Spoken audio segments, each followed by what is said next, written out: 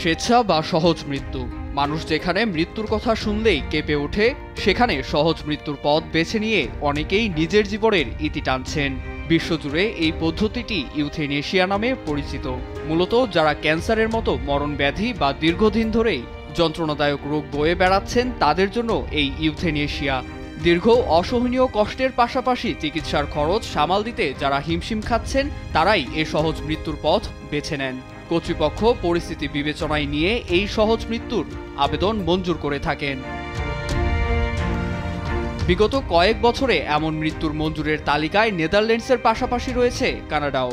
বুধবার কানাডার স্বাস্থ্য অধিদপ্তরের প্রতিবেদনে বলা হয়, 2023 সালে 15,300 মানুষ এ স্বেচ্ছা মৃত্যুকে বেছে নেন, যা দেশটির গেল বছরের মোট মৃত্যুর হারের 4.7%। এদিকে প্রতিবেদনের তথ্য বলছে, যারা আবেদন করেছিল তাদের 96%-এরই সাধারণ মৃত্যু হয়েছে।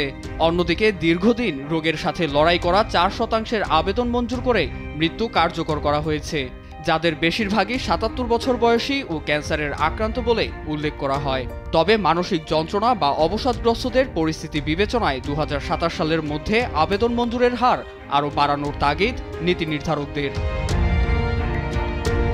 এদিকে কানাডার কিউবেক প্রদেশের মোট জনসংখ্যার 37%ই ইউথেনেশিয়ার পথ বেছে নিয়েছে।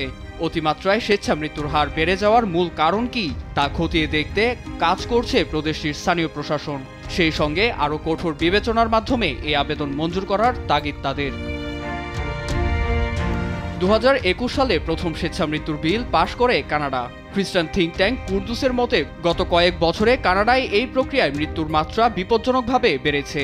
গেল অক্টোবর দেশটির জনবহুল অঞ্চল অন্টারিওতে মানসিক রোগে আক্রান্ত এক নারীর আবেদন মঞ্জুর করা হয়। এতে হাসপাতাল কর্তৃপক্ষ নিশ্চিত করে প্রকৃতপক্ষেই ওই নারীর বেঁচে থাকার মতো অবস্থায় ছিলেন না। অন্যদিকে দেশটির আলোচিত ক্যান্সার রোগী নোভা স্কটিয়াকে সহজ মৃত্যুর কথা বললেও অস্ত্রোপচার শেষে সাধারণ জীবনে ফিরে যান তিনি। এ ঘটনার পর ইউথেনেশিয়া নিয়ে সাধারণের মধ্যে সৃষ্টি হয় তুমুল বিতর্কের। এতে চূড়ান্ত পরীক্ষা শেষেই রোগীদের সিদ্ধান্ত নেয়ার আহ্বান জানান স্বাস্থ্য পর্যবেক্ষকরা।